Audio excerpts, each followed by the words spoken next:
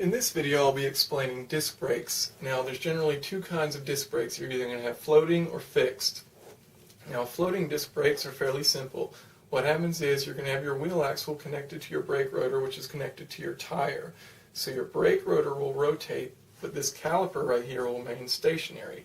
Now inside the caliper there's a piston or a pot, and you'll lead the brake fluid. When you press the brake, you're going to push brake fluid in here. It's going to open up and then go into this little cylinder area and force the piston to press against this rotor.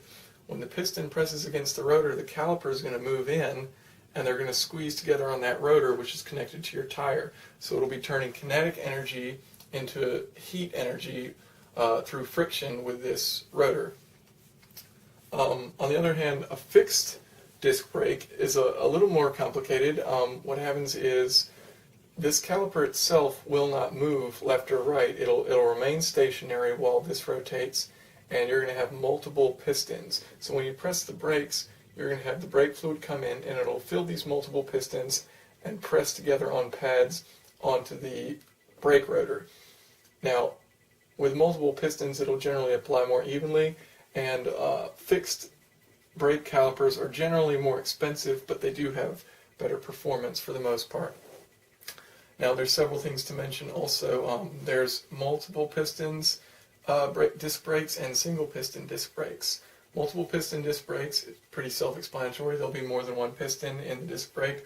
They apply pressure more evenly, and they generally have larger calipers because they can distribute that pressure evenly. So you'll have less brake fade with a larger caliper. Single piston disc brakes, on the other hand, are cheaper, generally lighter, and they will tend to have smaller calipers since the piston is going to be pressing on a smaller pad. It won't be able to, say the pad is very large and the piston's right here, you're not going to get much pressure on the outside of that. So, and pretty much for everyday use they are just as good, the single piston. So you really don't need to have multiple pistons if you're just driving around, just a A to B cruiser. And that is how disc brakes work.